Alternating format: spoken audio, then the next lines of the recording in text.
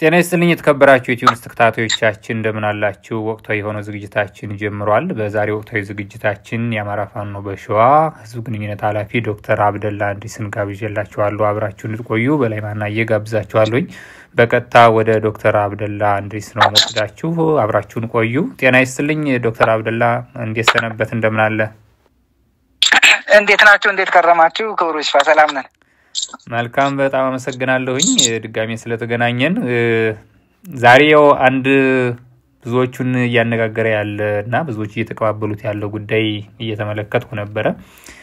የአማራ ፋኖ አደረጃጀቶች በሁሉም የአማራ ክልል ቀጠናዎች ባሉ በአጠቃላይ በአማራ አካባቢዎች ላይ ዘመቻ አንድነት ታውጇል የሚል ነገር እየተመለከትኩ ነው። ምንድነው ይሄ ዘመቻ አንድነት? እናንተ ያላችሁበት ነው ወይ? ምንድነው የሚያመለክተው? በጣም ብዙዎቹ ሲጠብቁት የነበረው ነገር የመጣ ይሆን የሚል ጥያቄም እያጫራ ነውና ዘመቻ አንድነት ምንድነው? ዶክተር አብደላ እንድሪስ። መልካም። ያው ዘመቻ አንድነት ከዚህ በፊት በተለይ በአራታችን አደረጃጀት ላይ የተለያዩ በትብብር የሰራናቸው ስራዎች አሉ። ስለዚህ አንድነቱን ከማጠንከርም አንፃር ብቻ ሳይሆን በህዝባችን ላይ የተጫነ ትልቅ ምንድነው የግፍ ጫና አለ።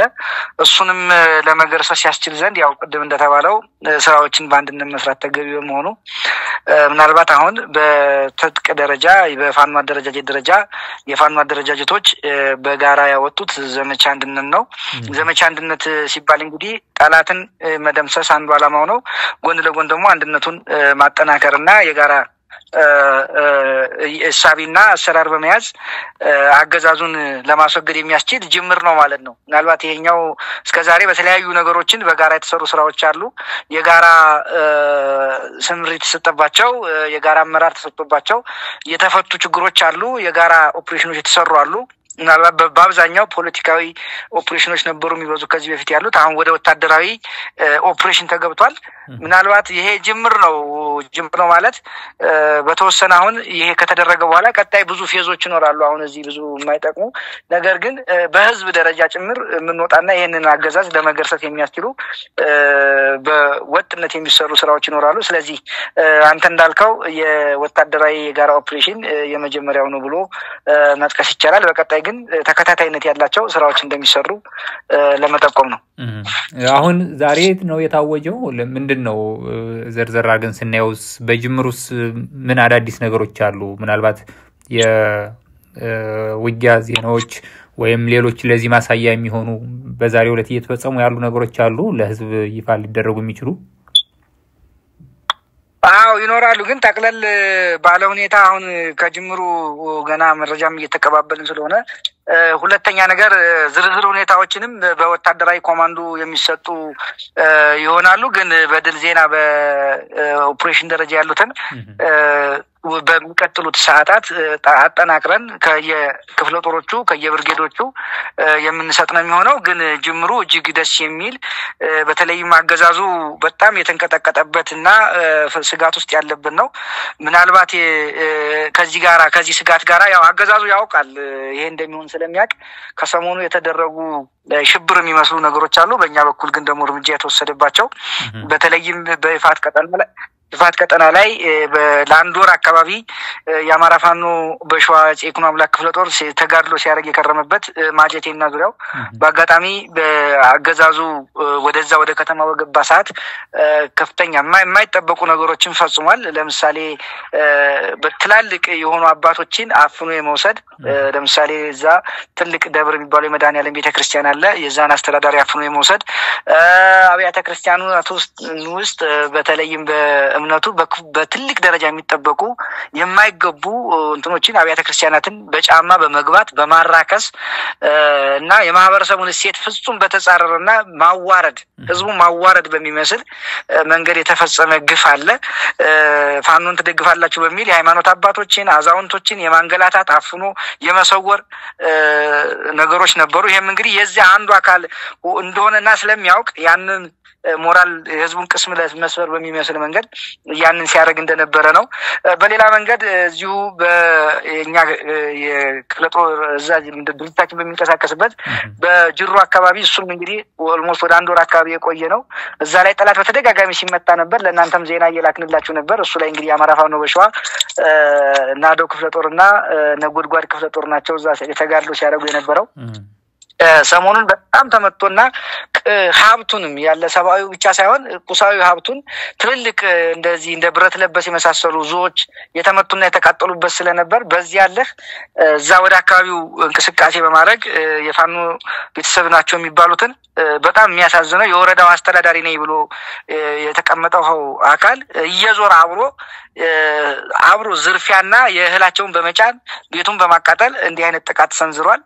በተለይም እዛ አካባቢ ላይ ፋኖ ተቀምጧል፣ ቤተሰብ ናቸው።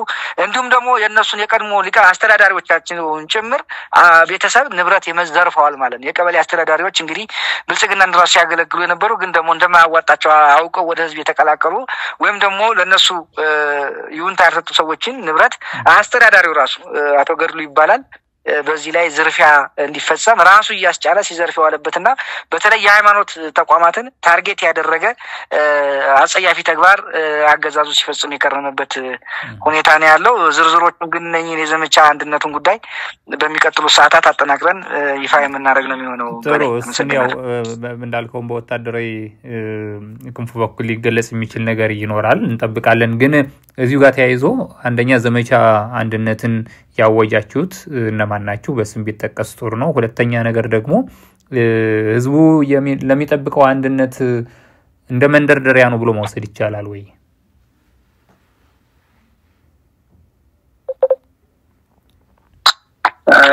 መልካም ልክ ነው። እነማን ናቸው ላልከኝ የአማራ ፋኖ በሸዋ የአማራ ፋኖ በጎጃም ጊዜው እነዚህ ናቸው። ምናልባት የሚቀጥል የሚከሉት ይኖራሉ። የአማራ ፋኖ በወለጋ ቤዛሞም እሱም እንደሚቀለቀል ነው የምናውቀው እና እነዚህ ናቸው። እንደተባለው ግን የአማራን ህዝብ አንድነቱን ከዚህ በፊት የነበሩ እንቅስቃሴዎች ትንሽ የድምጽ መቆራረጥ ስለነበረ እነማን እንደሆኑ በድጋሚ ምናልባት የአማራ ፋኖ በሸዋ የሚለው በደንብ ተሰምቶኛል። የአማራ ፋኖ በአንድነት በጎንደር የአማራ ፋኖ በወሎና የአማራ ፋኖ በጎጃም ናቸው ይህን እንቅስቃሴ እያደረጉ ያሉት። በቀጣይ የአማራ ፋኖ በወለጋ ወይም ቤዛሞም እሱም እንደሚቀላቀል ተስፋ የምናደርግ ነው የሚሆነው። ነገር ግን እንቅስቃሴዎቹ በስፋት ነው እየተደረጉ ያሉት። ቀደም አንተም እንዳልከው የአንድነቱ ከዚህ በፊት ቲዮሬቲካል እንዳልኩ በፖለቲካ ስራዎች የተሰሩ በርካታ የጋራ አመራር የተሰራ ስራዎች ነበሩ። ነገር ግን አሁን ደግሞ ወደ ወታደራዊ ትብብር እየተሄደ ነው። ምናልባትም ቀጣይ ለምንሰራው አንድ ወጥ ድርጅት ይዘን ለመምጣትና የጋራ አንድ መሪ ለማውጣት የምንጠቀምበት ነው የሚሆነው ማለት ነው። ስለዚህ እውነት ነው አንተ እንዳልከው የአንድነቱን ጉዳይም ወደፊት የሚገፋ ነው ብሎ መውሰድ ይቻላል ማለት ነው። በላይ መልካም ሰሞኑን አንድ አጀንዳ በተደጋጋሚ እየተነሳ ነው። በይፋ በደንብ ማብራሪያ አልተሰጠበትምና ማብራሪያ እንድትሰጡበትም ነው። እዚህ የሸዋ ይፋት ቀጠና ላይ አዳዲስ ነገሮች እንዳሉ እንሰማለን። ፖለቲካዊ ፕሮጀክቶች ምንድነው? በእናንተ በተወሰነ መልኩ በመግለጫ መልክ ሰጣችሁት የነበረ ማብራሪያም እየተመለከትኩ ነበረ። ምንድነው አዲሱ ነገር ይፋት አካባቢ እዚህ የሸዋ እና እንዲሁም የኦሮሞ ብሔረሰብ አስተዳደር ዞን አዋሳኝ አካባቢዎች አገዛዙ ምን እያደረገ ነው? ዶክተር አብደላ መልካም እንግዲህ ይፋት ብቻ አይደለም ይሄ አሰሚኒሽን እንቅስቃሴ እየተደረገ ያለው ፕላን ኤ ፕላን ቢ ፕላን ሲ እያሉ ያስቀመጧቸው ፕሮጀክቶች አሉ። እነኛም ፕሮጀክቶች እንግዲህ ለጊዜው በፕላን ኤ ደረጃ ያስቀመጡት ይፋትንና ምንጃር የተወሰኑ ቀበሌዎችን ወደ ኦሮሚያ የማካለል ፕሮጀክት ነው። ለጊዜው አሁን እሱ ላይ ደርሰዋል። እሱንም ያው ከዚህ በፊት ምን እናንተም እንዳወራ ነው አዲስ አበባ በሚገኘው ሌሊ ሆቴል ላይ የኦሮሞ ድርጅቶች የፖለቲካ ድርጅቶች በጋራ ያወጡትን መግለጫ የምናስታውሰው ነው። የዚህ አካል የሆነ ተፈጻሚነቱን ነው አሁን እያየን ያለነው። እነሱም ነግረውናል። ከዛም በፊት በርግጥ ይታወቅ ነበር። ነገር ግን ያንን ወደ መሬት እያወረዱ ያሉት በወረቀት ላይ የነበረውን ፕላናቸውን ነው። ከዚህ በፊት እንደምታስታውሰው ካርታ ጭምር ስለው ያሳዩን ነበር። በተለይ የኦሮሞማ ፕሮጀክት አማራ አንዱና መሰረታዊ አማራ የሚባለው ነገር ማጥፋት መዋጥ፣ ከዛ በቃ አማራ የሚባልን ነገር ከታሪክ መዝገብ ላይ ጭምር መፋቅ የሚል ስለነበር በተለይ አሁን በጣም ባደገኛ ሁኔታ እየተንቀሳቀሱ ያሉት ከወትሮ በተለየ የምንጃሩ እንደተጠበቀው ነው። ቀደም ሲልም ስለሚታወቅ ሸዋ ላይ ያሉ ሸዋ ላይ ይፋት ቀጠና የሚባለው ቆላማ ቦታውን እሱን ወደ ኦሮሚያ የማካለል የመጠቅለል ስራ ነው። እሱ እንግዲህ ከደቡብ ወሎም የተወሰኑ ወረዳዎች ይጨምራሉ። ከዚህ በፊትም በተደጋጋሚ ብለናል። በተለይም 4 ወረዳዎችና ወደ ኦሮሚያ ሲባል ወደ ኦሮሞ ብሔረሰብ አስተዳደር ዞን በአማራ ክልል ያለው ነው ወይስ ከዛ ባለፈ ሌላ ፕሮጀክት ነው? ኦሮሚያ ምን ሌላ ኦሮሚያ ክልል ብሎ እዚህ ያለውን ለማካለል ነው ሐሳቡ። ሌላ ሲያሜ ተወሰነ አጠጋግተው ሊሰጡ ይችላል ዋትኤቨር። ግን ዋነኛ አልቲሜት ጎሉ ቀጠናውን የኦሮሚያ ክልል ብሎ ባለቤ የኦሮሞን ልክ ብሔረሰብ እንደተባለው ይሄንን ወደዛ ጠቅልሎ አንድ ክልል ተጨማሪ ክልል የመፍጠር እና የማዋለድ እንቅስቃሴን እየተደረገ ያለው። ለዚህ እንግዲህ ያስቀመጡት 3 የከተማ አስተዳደሮችንና 4 ወረዳዎችን ከሸዋ በመጠቅለል ወደ ኦሮሞ ብሔረሰብ አስተዳደር ጋራ በማቀላቀል ከደቡብ ወሎም ጨምሮ ክልል የመፍጠር ፕሮጀክት ነው ማለት ነው። ይሄ ፕሮጀክት የመጀመሪያው የሚይዘው ከየጣርማበር ወረዳ የሚባለውን ቆላማ ክፍሉን ነው በዋናነት የሚይዘው። ይሄ እንግዲህ ለአንተም አድማጭ ተመልካቾች ስለመስጠት ጣርማበር ወረዳ የሚባለው ከጣርማበር ዋሻውን ታውቃለህ? አፋፉን ወይም ጣርማበር ከተማዋን ጭቆሎ የምትሸጥባት አካባቢ ማለት ነው። ከጣርማበር ዋሻው ይዘህ ቆላማውን ቀጣና ወይም ዋና መቀመጫው ደብረ ሲና የሆነችዋን ይሄ ወረዳ ቆላማ ቀበሌዎች አሉ 16-17 አካባቢ የሚደርሱ ቀበሌዎች እነዚያን የሚያቅፍ ማለት ነው። ቆላማውን ደጋማውን በመንዝ ቀጠና ጣርማበር አካባቢ ያለውን ይተውና ቆላማ ቀጠናውን አንዱ እሱ ነው። ሁለተኛው እንዳልኩ ደብረ ሲና ከተማ አስተዳደር ነው። ከተማ አስተዳደሯንም ጭምር አንድ ጋር ስለምትሄድ እሷን ያጠቃልላል።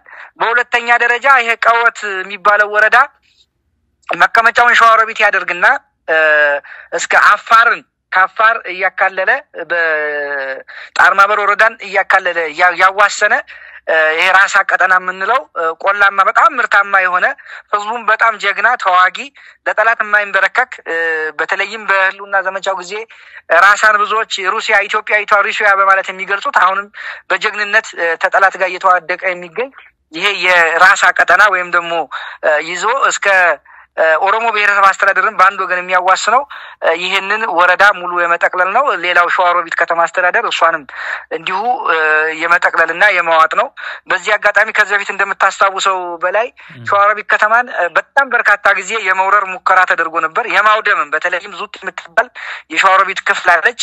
እሷን በተደጋጋሚ የማውደም የማጥፋት የአማራ ሀብት የሆኑትን ንብረቶች ወፍጮ ቤቶችን ሌሎችን የማቃጠል የማጋየት ህዝቡን ልክ እዛ የኢኮኖሚ በኢኮኖሚ መርጂናላይዝ የማድረግ የማደየት ህዝቡን ሰላም እንዳያገኝ ልክ ከዚህ በፊት እንደሚባለው የኢሪሌቫንት የማድረግ ከተማዋ በጣም ኢንዱስትሪ የንግድ ልውውጥ ያለባት የበርካታ የንግድና የተለያዩ መተላለፊያ የሆነች ነች። በጣም የበረሃ ገነት የሆነች ከተማ ነች ሸዋሮቢት። የመጀመሪያ ፕሮጀክታቸው እንደምታስታውሰው እሷን ሰላማን የመንሳት ማፈናቀል፣ አካባቢውን ነፃ የማድረግ ነገር ከዚህ በፊትም በተደጋጋሚ ተካሂዷል። በርካታ ህይወትም የተገበረበት ነው ማለት ነው። ይሄ እሷን የመጠቅለል ነው። ሌላኛው የኤፍራታና ግድም ወረዳ የሚባለው ነው። ኤፍራታ ግድም እንግዲህ ከዚህ ከቀወት እያዋሰነ ከኦሮሞ ብሔረሰብ አስተዳደር ተብሎ ከሚጠራው በተለይም እንደነ ሰንበቴ አይነቶቹን ወረዳ ከተሞች እያዋሰነ ያለ መቀመጫውን አጣዬ ያደረገ ከላይም በመንዝ እያዋሰነ የሚሄደውን ይችን ቦታ ማለት ነው። ዋና ከተማው አጣዬ ነው። አጣዬ እንደምታስታውሰው ከዚህ በፊት ቅድም እንደጠቀስኩልህ በጣም በተደጋጋሚ ሲያቃጥሏት ነበር። ህዝቡን ሲፈናቀል ነበር። ከ10 ጊዜ በላይ የተቃጠለች ከተማ ነች። እዛች ከተማ ላይ እንግዲህ በርካቶች ዋጋ ከፍለዋል።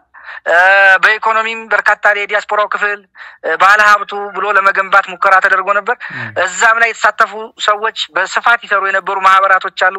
ያን ማህበራት ይመሩ የነበሩ ምሁራን አሉ። ለምሳሌ እንደነ ዶክተር ሲሳይ የመሰሉ ዛሬ በማረሚያ ቤት ተከርቸሌ ነው ተቀምጦ የነበረው። ስለዚህ ያወሩ የነበረው እሷን ተደጋጋሚ ሲያቃጥሉ የነበረው ለነዋሪ ምቹ እንዳትሆን ህዝቡ እንዲፈናቀል ከዛ በኋላ የመጠቅለል ፕሮጀክት ነበር የነበረው። እንግዲህ እሱን ወረዳውን ጨምሮ ከተማዋም እንግዲህ ከተማ አስተዳደር የሆነች ነች። እሷን የመጠቅለልና ወደዛ የመውሰድ ነው ሐሳቢው። ሌላው ከስቲው ጋር ተያይዞ የሚሰራው እዚሁ የሸዋ ቀጠና ላይ የሚገኘው አንጾኪያ ገምዛ የሚባለው ቀጠና ነው። ይሄም እንግዲህ በዛው ነማጀቴን እያዋሰንክ ከመንዝም ደጋውን ክፍል ነግሼራቤልን እያዋሰን የሚገኝ የቆላ ቀጠና ነው። እሱንም አንድ የመጠቅለል አዝማሚያ ነው ማለት ነው። እንግዲህ ከዚህ በፊት በተደጋጋሚ ብለናል። ይሄንን አሁን ዛሬ መሬት ላይ ነው ያወረዱት። የሚገርም ነገር ትናንትና ምንም ያልነበረውን ሁኔታ ጭምር በመጨመር በአሁን ሰዓት የአማራ ብልጽግና ሰዎች በስፋት እየሰሩበት ነው። የተላላኪው ቡድን ማለት ነው።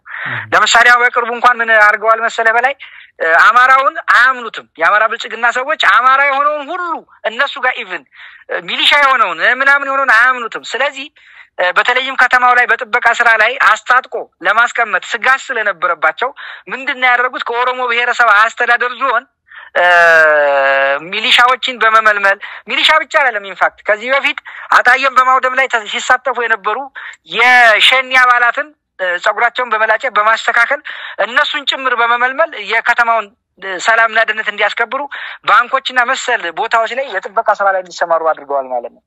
ይሄን ሲያደርጉ በሁሉም በአብዛኛው ወረዳ ላይ ምንድነው እየተደረገ ያለው? አማራ የሆነውን ሁሉ ለመኖሪያ ምቹ ባለማድረግ ሰላሙን በማሳጣት የሚያመልክባቸውን ጭምር በማራከስ ህዝቡ ተማሮ ከከተማ እንዲወጣና ከአካባቢው ለቆ እንዲፈናቀል የማድረግ ስራ ነው እየተሰራ የነበረው። ቀደምም በመግቢያ ላይ እንዳልኩ ለምሳሌ ማጀቴ አንዱ አካል ነች። እዚያ ማጀቴ ላይ ትናንትና የሃይማኖት አባቶችን የክርስትና እምነት ተከታዮችን በማሰር የደብር አስተዳዳሪ የሆኑ ትልልቅ የተከበሩ በአካባቢው የተከበሩ አባቶች የሃይማኖት መሪዎችን ጭምር በማሰር በማንገላታት በማራከስ ሃይማኖት ከሚፈቅደው ስርዓት ውጪ ፍጹም እንደው እሱ ብቻ አይደለም ከሰዋዊነት በረከሰ መንገድ ቤተክርስቲያን በመግባት ከነጫማቸው በመግባት እስከ ውስጥ ድረስ ኢቭን በክርስትና እምነት ተከታዮች ጭምር የማይፈቀዱ ቦታዎች ጭምር በማራከስ እዛ በገብቶ ይሄን ቦታ ከጥቅም ውጭ በማድረግ ሰውን እንዲፈናቀል እየተደረገና ይሄንን ነው እየተደረገ ያለው። ደብረ ብርሃን ብትመጣ በጣም በርካታ ያጣየ ሰው ተፈናቃይ ሆኖ ታገኛለህ። በየቦታው ተፈናቅሎ ከራሱ ከአካባቢው ጭምር እንዲህ ነው የተደረገው ማለት ነው።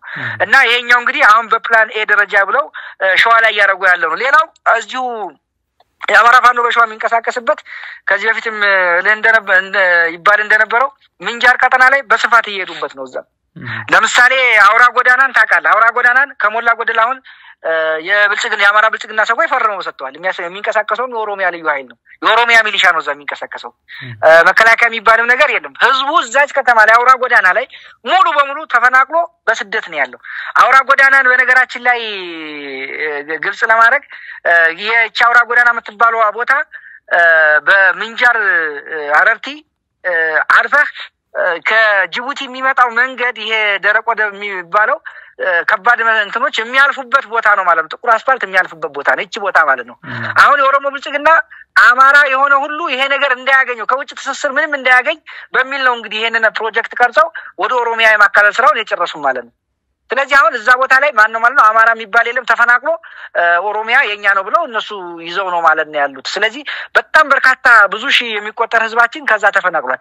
ከዚህ በፊት በነበረውም ቀደም ሲል ወደ 11 ነው ከ9 እስከ 11 የሚደርሱ ቀበሌዎች የአማራ ብሔር ተወላጆች ብቻ የሚኖሩበት በአማርኛ ቋንቋ ብቻ የሚነገርበትን እነሱን አሁን በኃይል ከልለው የያዙበት ሁኔታ ነው ያለው። ወደ ኦሮሚያም ክልል ከዚህ በፊት ቀደም ባለው አካሎት ያለበት ሁኔታ ነው ማለት ነው ያለውና አሁን በፕሮጀክታቸው የሚታወቃል። ዶክተር አብደላ ምናልባት የማሳያ የሚሆኑ የድርጊቶቹን አሁን እየጠቀስክልኝ ነው። ግን በፕሮጀክት ደረጃ አሁን በፖለቲካ ፕሮጀክት ደረጃ የተቃውሞ ጎራ ላይ ያሉት የሌለም የነበረውን መድረክ አንስተናል። በትክክልም እንዲህ አይነት ፍላጎት ስለመኖሩ አንስተዋል። በአማራ ብልጽግና በኩል አሁን አማራውን አያመኑትም ፈርመው ሰጥተዋል የሚልም እያነሳልኝ ነውና በትክክል ተግባራዊ በሆነ ሁኔታ ህዝቡ በሚያውቀው ደረጃ ነው ይሄ የሆነ ያለው ወይስ ህዝቡ እንዲያውቅ ነው አሁን ፍላጎት እነዚህን አካባቢዎች እንቅስቃሴ ስታነሳ ህብረተሰቡ አውቆ ምናልባት ማድረግ ያለበትን እንዲያደርግ ነው ወይስ ህብረተሰቡ ኦሬዲ በዚህ ልክ ያወቀውና ሌላው ማህበረሰብ መረጃው እንዲኖረው ነው? ዶክተር አብደላ አዎ መልካም እንግዲህ በፕላን ቢሲ በሚለው እንመጣለን በኋላ እንግዲህ ትልቁን ፕሮጀክታቸውን ያው እንደምታየው ነው በቢና በሲ ደረጃ ስመጣ ወሎንና ሸዋን ሙሉ በሙሉ እንደሚወጡት ያው የሚታወቅ ጉዳይ ነው። የሚወጡ ስለ በቲዮሪ አይደለም ካርታም ይዘው ስላየም ማለት ነው። ካርታ ሰርተው ኦሮሚያ የምትባለው ኦሮሚያ ሪፐብሊክ የምትባለው ብለው ካርታ እስከ ራያ ድረስ የሚጠቃለለውን እስከ ማይጨው የሚደርስ ካርታ ሰርተን የተሰርቶ የታየ ነው። ምን ከዚህ በላይ ምንም ልታስተማምን አትችልም። ይሄ ምንድነው በጊዜ ቆይታ ሂደት እንደሚያደርጉት ያሳየው ነው። ይሄ እንግዲህ የሚቀጥለው ውይይት ላይ ንግግር ላይ ስለምናደርገው ብዬ ነው። በሌላ መንገድ ግን ውይይቶቹ አሁን ይፋት ቀጠና ላይ ውይይቶች ተጀምሯል ኦፊሻሊ።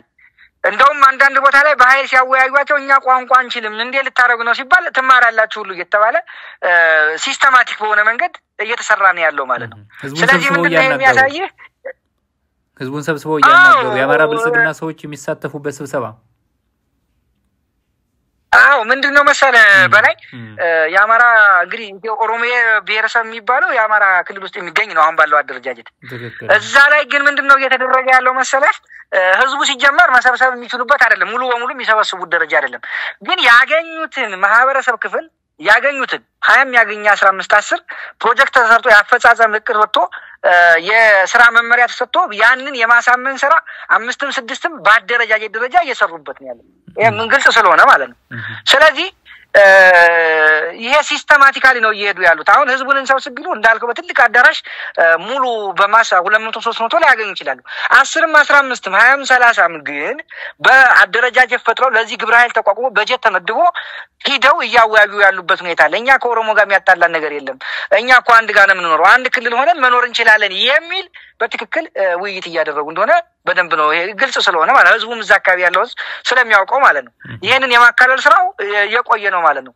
ስለዚህ በፕላን አቸው አሁን በሰፊ ውይይት በተለይ ይፋት ቀጠና ላይ በቃ ውይይት ላይ ናቸው አሁን ማለት ትችላለህ። በተለይ ይሄ አንጾኪያ ገምዛ ማጀት ያጣየ ዙሪያ ያሉትን እዚህ ደረጃ ላይ ነው ያሉት። እንደማያምኑትም በግልጽ ይናገራሉ። እያልኩ እኮ ነው ትናንትና አጣየን ራሷን ያቃጠሏትን የኦሮሞ ብሔረሰብ አስተዳደር አሁን ሚሊሻ ብለው ዳቦ ስም ሰጥተው ግን የሸኒ አካላትን እኮ አጥተው አስፍረው እኮ ጥበቃ ስራ ላይ ያሰማሩ ነው እያልኩ ነው። በተለያየ ስራ ላይ አማራውን አያምኑትም ነው የአማራ ብልጽግና ሰዎች።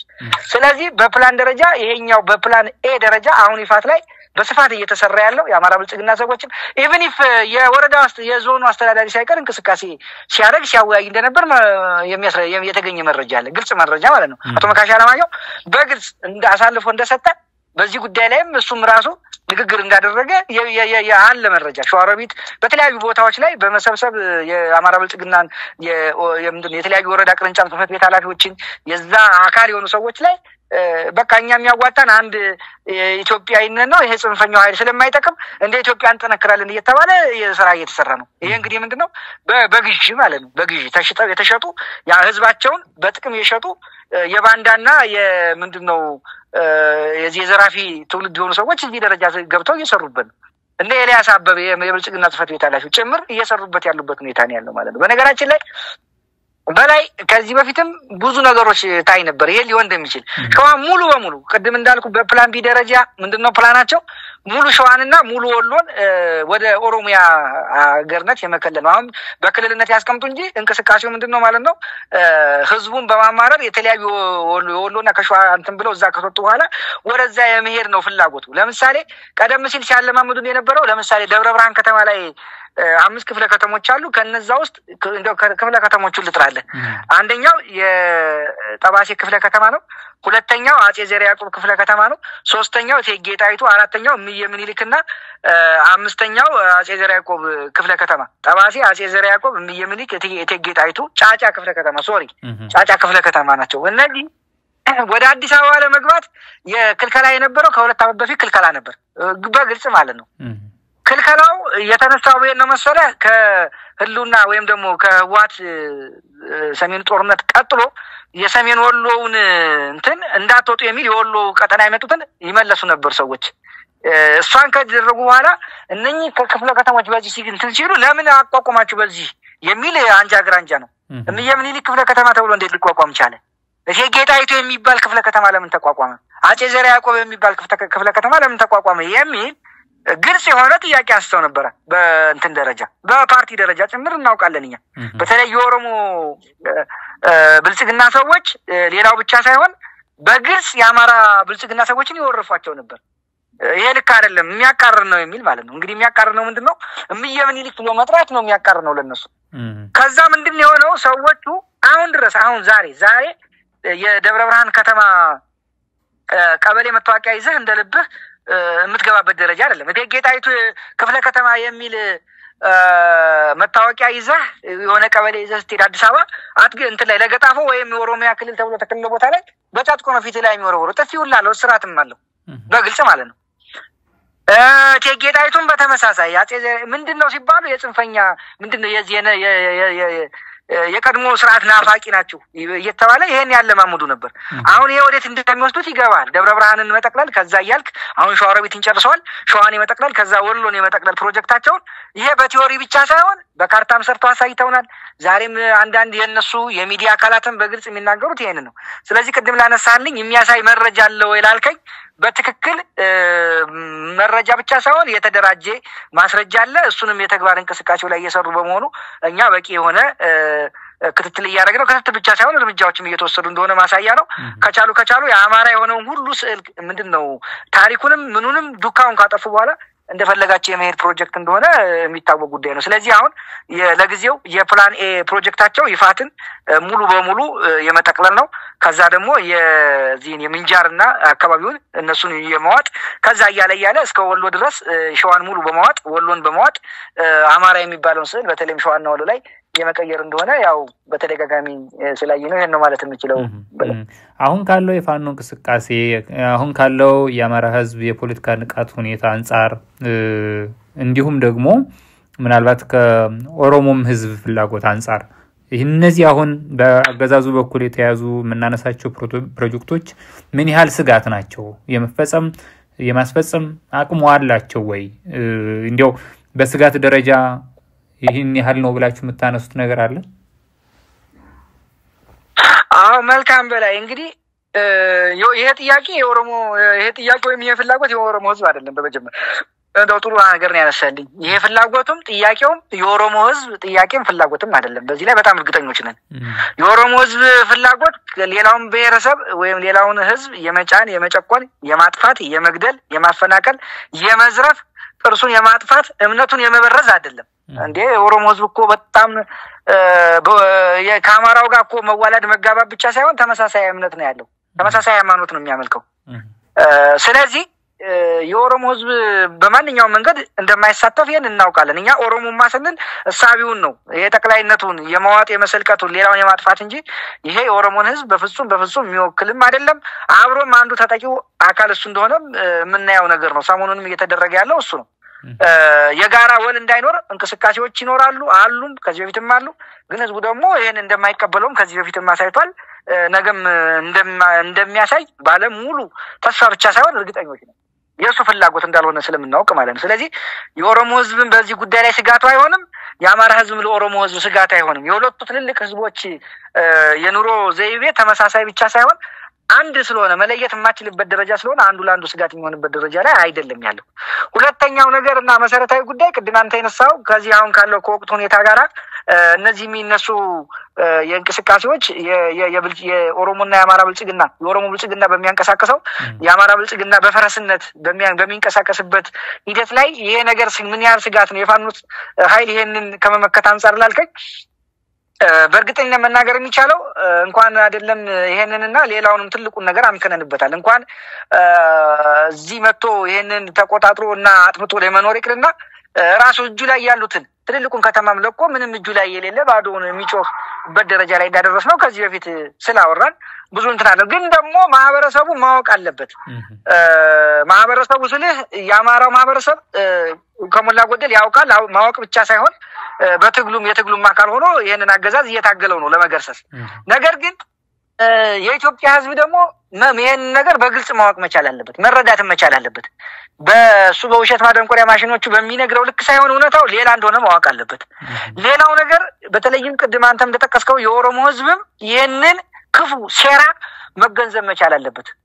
ተገንዝቦ ተው ብቻ ሳይሆን ልክ አይደላችሁም የሚልበት ደረጃ ላይ መድረስ መቻል አለበት። ቅድም እንዳልኩ የኦሮሞ ህዝብ ጥያቄ ከአማራ ህዝብ በላይ የሀብታም የመሆን የአማራን ህዝብ የማጎሳቆል፣ የማፈናቀል፣ የማባረር እና ለህዝቡ ተጨማሪ ስጋት የመሆን ሳይሆን ወንድማማችነት አብሮ የኖረ ህዝብ አብሮ ብቻ ሳይሆን አንድ የሆነ ህዝብ ነው ማለት ያልተጋባም ስለሌለ ማለት ነው። ስለዚህ ከሱ የተለየም የተጠቃሚነት ፍላጎትም ኖሮት አያውቅም፣ ወደፊትም ሊኖር አይችልም። ግን እነኚህ ከሱ ውስጥ የወጡ ምንድነው የቋንጃ ከክ የሆኑ አስተሳሰብ ያላቸው ኃይሎች በሚያደርጉት ነገር ነገ ለማደናገር አንዴም ሁለቴም ሊንቀሳቀሱ ይችላሉ። በሃይማኖቱ ሊመጡ ይችላሉ፣ በቋንቋው ሊመጡ ይችላሉ። የዚህ ጊዜ ግን ይሄ መታወቅ ስላለበት ነው።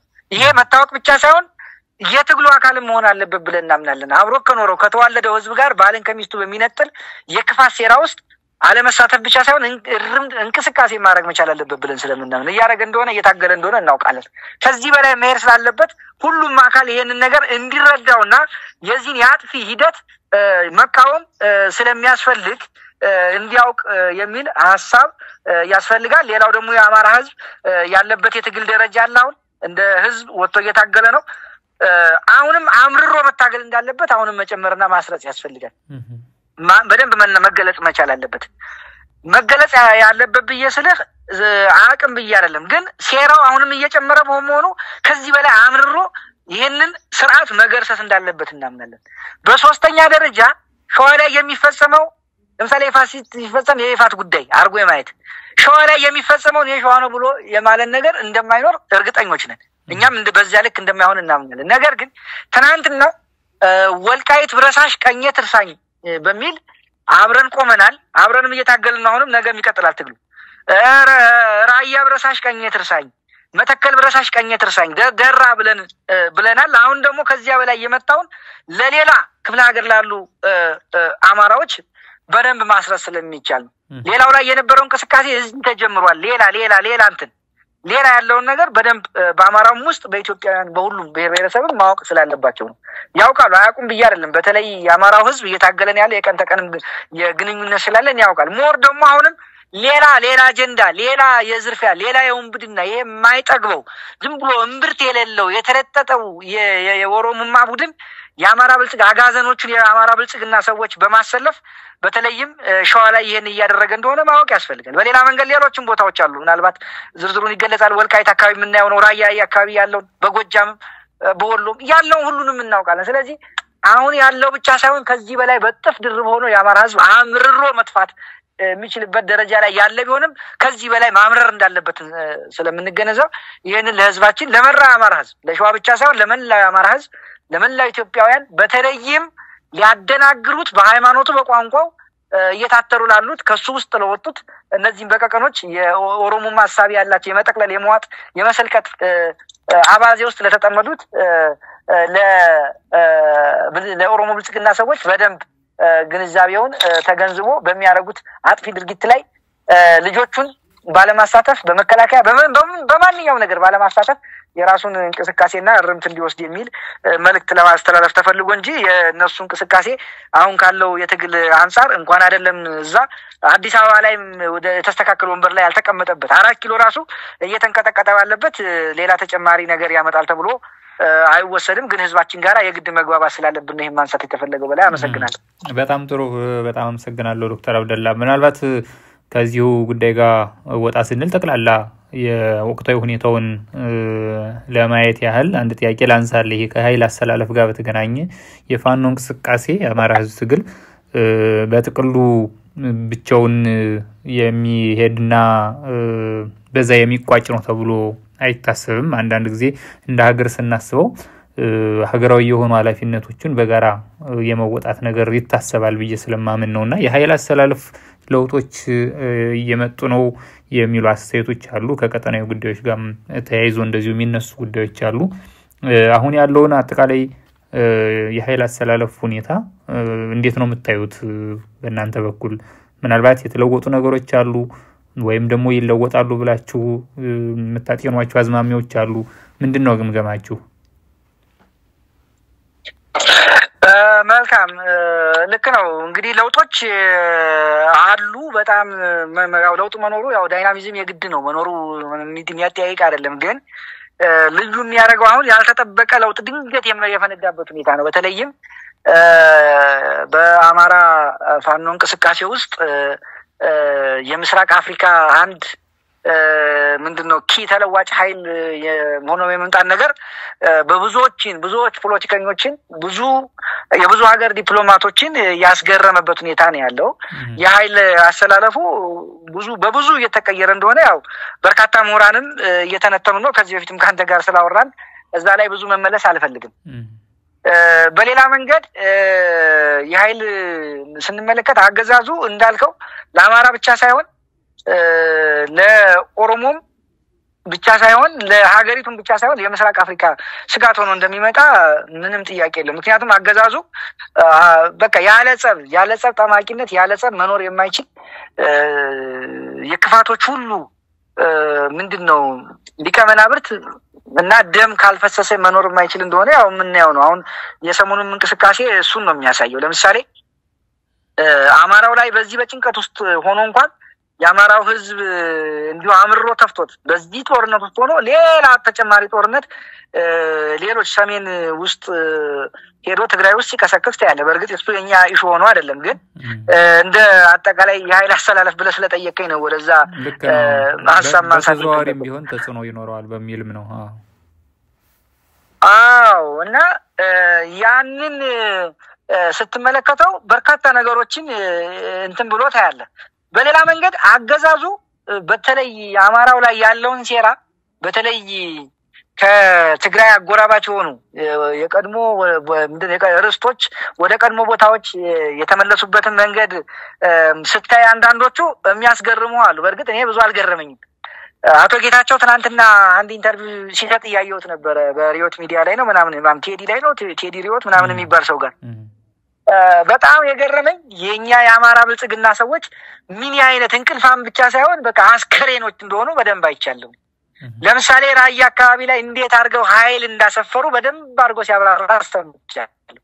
እንዴት አድርገው እንዳሰፈሩ የራያ ወረዳዎችን እንዴት አድርገው የፌደራሉ መንግስት የመንግስት ነኝ የሚለው ወራሪ ኃይል እንዴት አድርጎ ለቲፒኤልኤፍ እንደሰጠው አይቻለሁ በደንብ።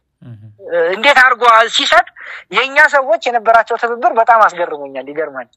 በንግግሩ ላይ አይተው እንደሆነ በነበረን ንግግር ይላል በነበረን ውይይትና ንግግር ራያ አካባቢ ላይ የዲዲአርን ተግባራዊ ለማድረግ በነበረው እንቅስቃሴ ተፈናቃይ በሚል ስናስገባ በርካታ የታጠቁ ኃይሎችን አስገብተን ነበር ይላል። ይሄንን ከፌደራል መንግስቱ ጋር በነበረው ውይይት ይሄንን ነገር ተግባራዊ አድርገነው ነበር ይላል። እንግዲህ ሲጣሉ ነው ያወጡት። ፌደራል መንግስት ላይ ስታመጣው በጣም ያሳዘነኝ በእርግጥ እነሱ ነፍስ እንደሌላቸው አውቃለሁ የአማራ ተወካይ ነን ተብሎ የተቀመጡት እና በዛኛው ክንፍ በኩል ደግሞ ለምን ይገባል ሲባል ተጨማሪ ይሄን ያህል ከባድ መሳሪያ ጭምር ይግባ ብለን አስገብተን ነበር። ስለዚህ ራያን ሙሉ በሙሉ የጊዜያዊ አስተዳደሩ እንዲቋቋመው ወይ እንዲረከብ ያደረገው በፌደራል መንግስቱ ይሁንታ በእኛ ፈጻሚነት ነው። እኛ ውስጥ ግን ባለመስማማት ችግሮች ፈጥረን ነበር ነው የሚለው። ይገርማል። እኛ ውስጥ ባለበት ተፈጠረ አለመግባባት ነው የሚለው። ተመልከተው ቃል በቃል ነው የተናገረው ማለት ስለሚቻል ማለት ነው። ምን አይነት ተናበው ይሰሩ እንደነበረ እንዴት አድርጎ የኛዎቹ አይ ችግር የለውም የፌደራል መንግስት ይሏል፣ ግን እስከ ዋጃ ድረስ እንዴት አድርጎ እንዳስረከባቸው ግን ግልጥልጥ አድርጎ ነግሮናል። እሱ ብቻ አይደለም ወልቃይት ላይ በነበረውም አስፍሩ ብሎን ነበር ይላል። ኢታማጆር ሹሙ ባለበት አስፍሩ ብሎ ያነሳ ነበር። እኛ ስንጠይቀው በእናንተ ስህተት ነው እንጂ እኛ እንድታሰፍሩ ፈቅደን የለም ወይ። ለምሳሌ ጸለምቲን ያነሳል። ጸለምቲና ማነው ጠለምት ይቅርታ ጸለምት እሱ በነበረው ጸለምቲ ብሎ የሚጠራው ግን ጠለምትን ላይ እንዴት አድርገው እንዳሰፈሩበት እሱ ላይም ተናግሯል። ጠለምትና ምንድነው ራያ ላይ አፍርሰው እንዴት እንዳሰፈሯቸው እነማን እንደሰፈሩ በተፈናቃይ ስም ግልጥልጥ አድርጎ ተናግሯል ጌታቸው ረዳ። ግልጽ ሰው ነው በነገራችን ላይ እሱ በጣም ቅን ሰው ነው በጣም በእውነት መመስገን ያለበት ሰው ነው ረፍዶም ቢሆን ይሄን በማውጣቱ እና በአጠቃላይ የምዕራብ ትግራይ ብለው የሚጠሩትን እነሱ ወልቃይት ጠገዴን እንዴት አድርገው ለማስፈር እንደተፈቀደላቸው ግን በሁለቱ ኃይሎች አለመስማማት እንደዘገየ ያነሳል። ይሄንን ለምን አዘገይ ሲለው ይሄንን የሚያውቁት እነሱ ናቸው ይላል። እነ ደብረጽዮን ናቸው የሚያውቁት። እንዲያውም ጌታቸው ማን ነው ታደሰ ወረደ አይሰጡንም እኮ በሰላማዊ መንገድ አይሰጡንም ብሎ ይለኝ ነበር፣ ግን ፌደራል መንግስቱ ከኛ በላይ ይሰራ ነበር ነው ያለው። ቃል በቃል ነው የተናገረኝ። ከኛ በላይ ለትግራይ አስቦ ይሰራ ነበር ብዬስል እሱ ባንዳ ነው ብሎ እኔን ይከሱኝ ነበር። ነገር ግን በትግራይ ሉዓላዊ ግዛት ይላል ጌታቸው ሲናገር እንደ ፌደራል መንግስቱ እኛ የሱን የሩብሩብ አልሰራንም ነው የሚለው። ተመልከተው። የኛዎቹ እንግዲህ እዛ ውስጥ ሆነው በምክትል ጠቅላይ ሚኒስትር ደረጃ ያሉ በሴኩሪቲ በምክትል ኤታማዦር ሹም ደረጃ ያሉ ይሄንን ግን እነሱ አልነገሩንም። የነገረን ጌታቸው ነው ምስጋና ይግባውና ነገ ምናልባትም በእነሱ ጥፋት በእነሱ አለመግባባት ያጡትን ወልቃይትን ሊሰጡ እንደሆነ በግልጽ አስቀምጧል። ይሄ እንግዲህ ምን የኃይል አሰላለፍ ሊፈጥር እንደሚችል አስበው። ስለዚህ ከነ ኤርትራ ጋር የሚያነሳው ነገር አለ። ስለዚህ የኃይል አሰላለፉ የሚታወቅ ነው። በእርግጥ ግን ብዙዎች ደግሞ የፌደራል መንግስቱ እኮ መለሰልን ብለው የሚደነባበሩ ሰዎች አሉ። አልሰጠም ብለው የሚከራከሩ አሉ። በተለይ ራያን አሁን አልሰጠውም እኮ እሱ እኮ ያለው በቃ በገለልተኛ ነው። እሱ ግን አፍርሰን ነው የሚለው። ጠለምትንና ራያን መዋቅሩን አፍርሰን የኛን በጊዜያዊ አስተዳደር ስራ አድርገን የጸጥታ መዋቅር የኛን በሚሊሻ ስም አስገብተን በተፈናቃይ ስም አስፍረናል ነው ያለን ቃል በቃል። የኛዎቹ ግን ስለዚህ የሚረዱ ሰዎች አይደሉም። ስለዚህ ኃይል አሰላለፉን ዝም ብለህ ካየኸው ብዙ ነገሮች ሊቀየሩ እንደሚችሉ መጠራጠር የለም። ምናልባትም ቅድም ሲሉ የነበሩት እነ ታደሰ ወረደ የወልቃይትን በፍቅር አይሰጡንም ብለው ሲሉ አይ ይሰጡናል እንጠብቅ ያለው ጌታቸው ትናንትና ከመቀሌ ሻንጣውን ሸክፎ አዲስ አበባ ገብቷል። ምናልባት እነኛ ኃይሎች ዛሬ የሚላቸው የለም ነገ ተጋግዘው ወልቃይት ምን እንደሚሆን ወልቃይት ላይ ብቻ ሳይሆን አጠቃላይ ማህበረሰቡ ላይ ምን ሊፈጠር እንደሚችል እንዴት አይነት የመፈናቀል አደጋ እንደሚደርስ የምናየው ነው ማለት ነው። ስለዚህ በዛም ላይ ሆኖ ትናንትና አፍርሷል ዲዲአር ተግባራዊ ሆኗል ሲሉን የነበሩ ሰዎች ጌታቸው ወጥቶ ያለን 8 ቢሊዮን ብር ባለፉት ስንት ወር ነው ለዚህ ለትግራይ ሰራዊት አባላት 274,000 ለነበረን 8 ቢሊዮን ብር ከፍያለሁ ነው ያለው። የፌደራሉ መንግስት ከበጀተው በላይ ማለት ነው። የኛዎቹን ከፎች ግን ምንድነው እያደረጉ ያሉት? እነሱ ይሄንን አርገው ህዝባችንን ይጠብቀናል ነው የሚለው። እንደው ህዝቡን ይጠብቃል የትግራይ ሉዓላዊነትን ትንሳኤል አይፈርስም የሚሉትን ፕሮቴክት ሲያደርጉ የፌደራል መንግስቱ ሲተባበር፣ የኛዎቹ ግን የታጠቀ የሚባል ነገር አንፈልግም ብለው ጦር አዝምተው ያለውን በጀት የክልሉን በጀት መድበው ጥቃት ሲሰነዝሩ ህዝባቸውን ሲያቃጥሉ ሲፈጅታ ያለ። ስለዚህ ነገ ምናልባት የኃይል አሰላለፉ ካልከኝ በርካታ የአማራ ተወላጆች ከወልቃይት ከጠገዴ ከሁመራ ምናልባትም ከወሎ ራያ አካባቢ ላይ የቀሩ ካሉ እነሱም እንደሚፈናቀሉ ከፍተኛ የሆነ ወረራ እንደሚካሄድ ሁለቱ ተጋግዘው የአማራን ህዝብ ሊያጠፉ እንደሚችሉ ነው የሚያሳየው። ምናልባት የኤርትራም ጉዳይ እንደዚሁ እሱን ከጨረሱ በኋላ ደግሞ ተጋግዘው ወይ መጀመሪያው ሊሆን ይችላል እዛ ላይ እንደሚሰነዝሩና ሀገሪቱን ወደማያባራና መቆሚያ ወደሌለው ቀውስ እንደሚከቱ ይገመታል። ይሄን ነው ማለት የምችለው በላይ። ዶክተር አብደላ እንድሪስ የአማራ ፋኖ በሸዋ ህዝብ ግንኙነት ኃላፊ፣ ለነበረን ቆይታ በጣም አመሰግናለሁኝ። መልካም ጊዜ እንዲሆን እመኛለሁ።